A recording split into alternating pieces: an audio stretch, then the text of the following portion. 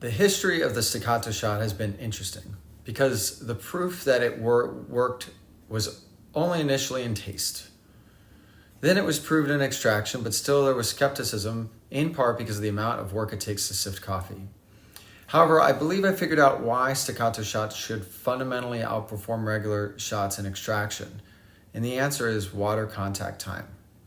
A staccato shot is a layered shot after sifting grounds using at least 2 layers of sifted grounds. The variant that is my preference has a fine layer on the bottom, less than 400 microns, a coarse layer in the middle, greater than 500 microns, and a mid layer on top, between 400 and 500 microns.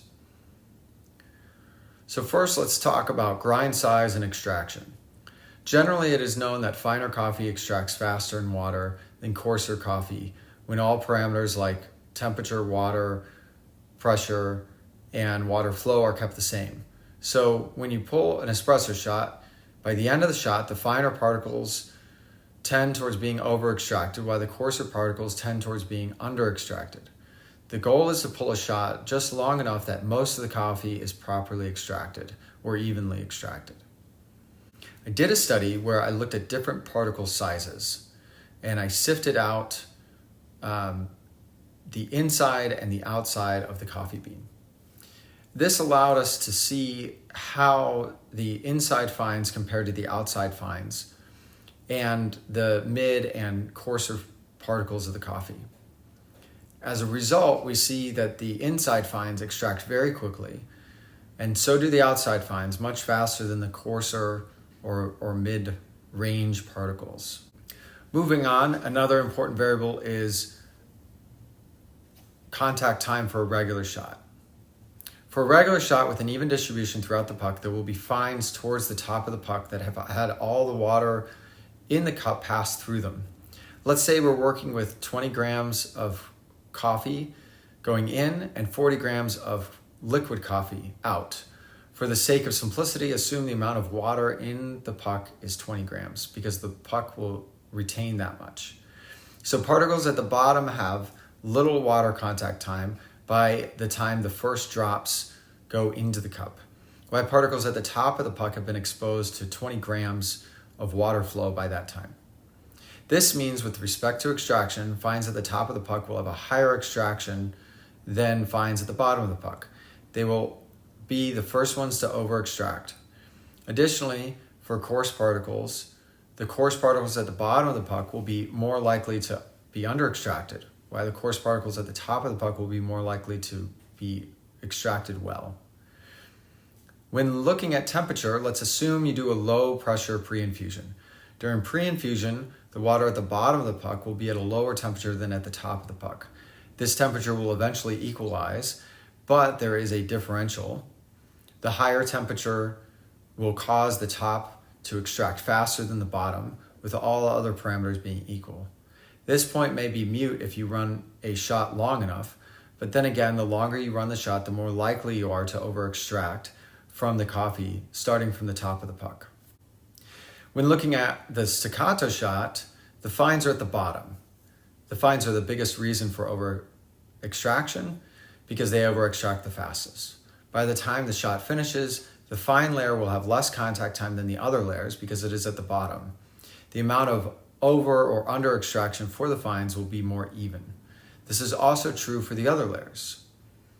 Additionally, the other 2 layers are coarser and exposed to more contact time with water than the fine layer, causing them to extract a bit more and have a closer extraction rate to the fine layer. Each layer has a similar contact time throughout the layer, so the extraction for those particle sizes should be more homogeneous than in a regular shot. We can look at extraction by layer as well. I've collected some data on extraction by layer using dried pucks. The main data I have is for sifted staccato and staccato tamp shots using dried spent pucks. For sifting staccato shots, the fine layer extracted much more than the mid and coarse layers, while for the staccato tamp, the mid and coarse layer was just the top layer, and that layer had a higher extraction than the bottom layer. The staccato tamped shot in this case is a regular shot. It's just dosed half and then tamped and then dosed again and then tamped. Additionally, I have collected some other data using grounds total dissolved solids, or GTDS. I have multiple staccato tamp shots where I measured the GTDS for the top and the bottom halves of the regular shot. A higher number means there are still more extractable solids. In most of this data, the grounds TDS of the top was much lower than the bottom, meaning that the top was much more extracted than the bottom. This gives some evidence to the idea that the top half of the puck is more extracted than the bottom half, or rather extracts faster than the bottom half. Additionally, we should talk about channeling. A staccato shot is not prone to channeling because by being sifted, water can flow through each layer more evenly. Each particle layer gets more homogeneous extraction for that size. Typically, staccato shots have less crema as well. Crema is caused by CO2 release during extraction, and I suspect it is connected to extraction rate.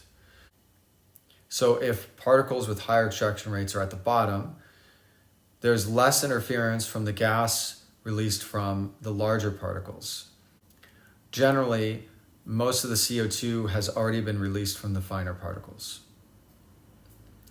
So one of the arguments originally against staccato was that my grinder wasn't great. I was using a rock grinder, but it turns out that the rock outperformed the niche in a paired test. Still, people argued that the higher end grinder should outperform, but fundamentally they cannot. No matter what the grinder, a regular shot has this water contact time issue in the puck. So if you took the grounds for a shot from any grinder and sifted them, the sifted shot should always have a greater or equal extraction rate. And that extraction should be more even across the particle grinds. Therefore, it should taste the same or better. I reviewed some of my old data, and I pulled some data I had put together for paired shots on extraction yield. For these shots, I had data on the 1-to-1 output to input ratio as well as the 3-to-1 because I used a lever machine and I usually would use 2 cups for one shot.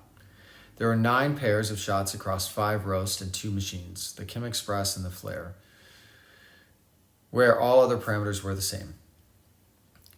The staccato shot won out for extraction yield across most of the pairs. This is the most objective measure we have to compare coffee extraction techniques. If a staccato shot is properly sifted using grounds from a dialed-in shot, it should have a higher extraction yield than if you used only those same grounds unsifted. Additionally, when you look at control charts for total dissolved solids and extraction yield across hundreds of shots, staccato shots trend very high in TDS and extraction yield. All of this understanding for the staccato shot is based on actually sifting correctly.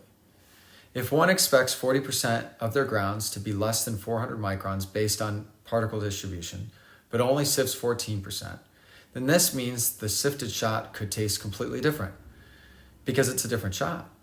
This requires improvements to the sifting process, like putting in an agitator in the sifter, which almost halves the sifting time. Weighted paper agitators can bring that time down even more. While some may say that the staccato shot is impractical, I think it is just waiting for better equipment to make it practical. I firmly believe we're at the boundary of fourth wave coffee. While it takes time to sift, I'm positive new machines will be built to be faster and more automatic. Staccato shots truly hold the promise of greater extraction and better taste.